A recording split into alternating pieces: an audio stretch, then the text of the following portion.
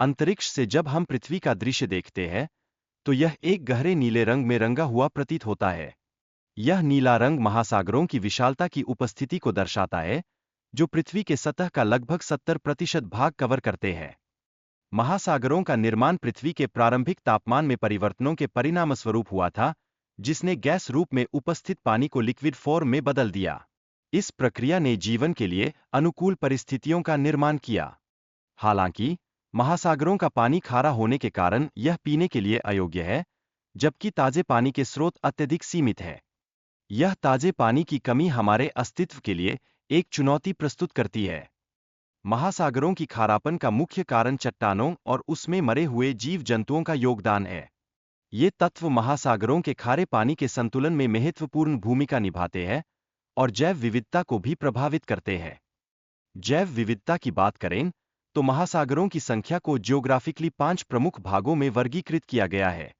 इनमें प्रशांत, अटलांटिक, हिंद महासागर, अंटार्कटिक और आर्कटिक महासागर शामिल हैं। प्रशांत महासागर, जो संसार का सबसे बड़ा और गहरा महासागर है, इसका अद्वितीय क्षेत्रफल 1652 मिलियन वर्ग किलोमीटर है और इसमें लगभग 25,000 द्वीप भी विद्यमान हैं। इसके असीमित विस्तार के पीछे कई रहस्यमय कहानियां छिपी है। इसके अलावा कोरल रीफ में कई समुद्री जीवों का निवास है, जैसे कि पेंगुइन, शार्क और डॉल्फिन। ये सभी जीव एक जटिल पारिस्थितिकी तंत्र का हिस्सा है, जो महासागरों की जीवनधारा को जीवंत बनाए रखते हैं।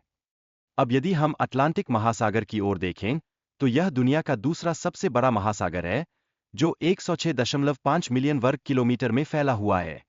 इस महासागर की सीमाएं कई देशों को स्पर्श करती है, जो इसे ऐतिहासिक और आर्थिक दृष्टि से महत्वपूर्ण बनाती है।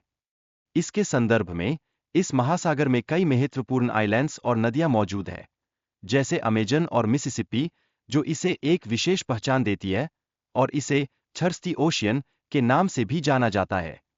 हिंद महासागर, जो अपने तापमान के लिए जाना जाता है, का तापमान कभी-कभी 28 डिग्री सेल्सियस तक पहुंच जाता है। यह तापमान समुद्री जीवन के लिए अनुकूल नहीं होता, जिससे यहाँ का जैविक विविधता प्रभावित होती है।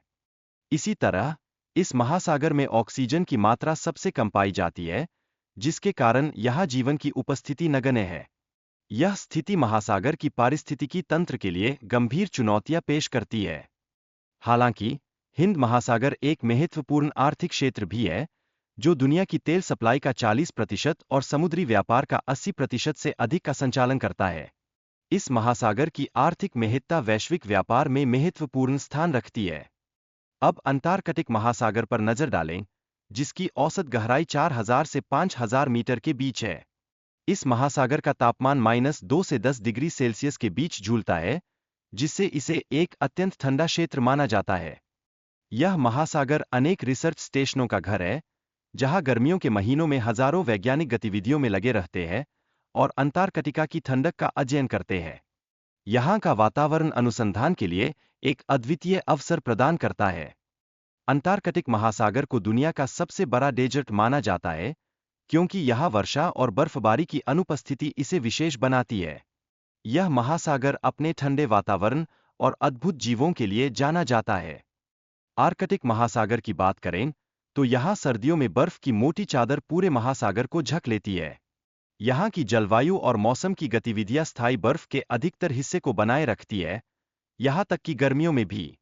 इसके अलावा इस महासागर में कई महत्वपूर्ण पोर्ट हैं, जैसे रूस में मुर्मांस्क और कनाडा में चर्चिल। ये पोर्ट आइस ब्रेकर और न्यूक्लियर सबमरीन द्वारा सक्रिय रूप से उपयोग किए जाते हैं, जो समुद्री परिवहन के लिए महत्वपूर्ण होते हैं।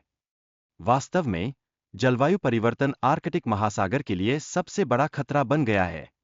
यदि बर्फ पिघलने की प्रक्रिया इसी तरह जारी रही, तो 2040 तक यहाँ बर्फ की मात्रा में अत्यधिक कमी देखी जा सकती है, जो दीर्घकालिक पर्यावरणीय परिवर्तन का संकेत है।